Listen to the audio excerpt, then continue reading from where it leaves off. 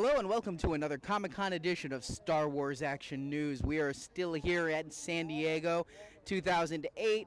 We have covered a lot of things. We've seen Hasbro, we've seen Sideshow, we've seen Gentle Giant. We're going to be coming to you tomorrow to talk about it all.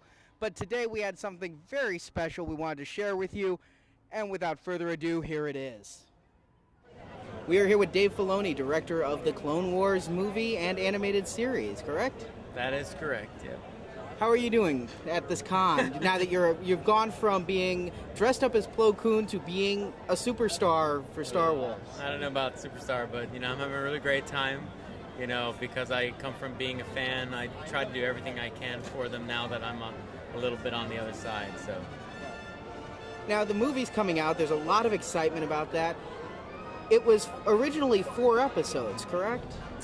Well, really early on, George started thinking that he wanted to make part of the Clone Wars into a movie. So we deal in story arcs for the episodes. So a couple episodes usually makes up one arc, even though they're all standalone individually. So what we did was we took a couple episodes that were in development and we developed them into the longer feature-length movie because we were already planning the pre-production for those episodes. And these were then the first ones. It's the introduction of the Ahsoka character. Yeah, the movie centers around the introduction of the character Ahsoka and how her relationship with Anakin starts and where it goes to. So that'll be a crucial relationship for Anakin during the Clone Wars, and it's also, of course, interesting to see what happens to that new character Ahsoka. During the process, we watched the panel discussion today about moving to 3D story from traditional storyboards. Where does the word animatic or the term animatic kind of fall into that realm now? Has that gone away altogether, or is that kind of just moved to 3D story?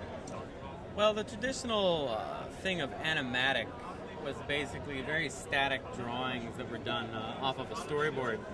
Since we're basically working with rough footage from the beginning, we don't really make an animatic as much as kind of a rough pass of the film. Things aren't fully animated in the beginning. It's what we call blocking. So I guess our animatic is really what you call a blocking reel. And how would you say this differs and is similar to the other 6 Star Wars movies?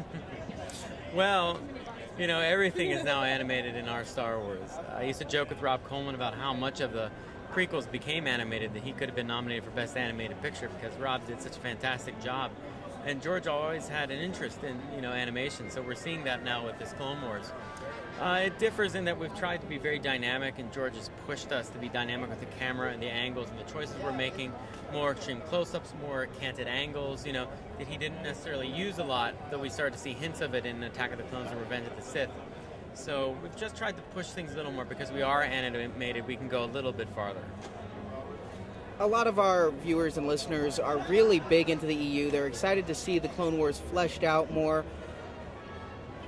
Are the writers and yourself versed with this period of the EU, or are you just kind of doing what best serves the story and then letting Leland Chee figure out where it all fits? Well, Leland's definitely involved, that's for sure. It's funny, but to kill time between the movies, I used to read all the novels, and I read the comic books before I came on the job. So I'm aware of the EU, especially involving the Clone Wars. But much like the actual theatrical features, we can't let that get in the way of telling the story George wants to, or telling a story that just kind of makes sense for the period of time we're involved with.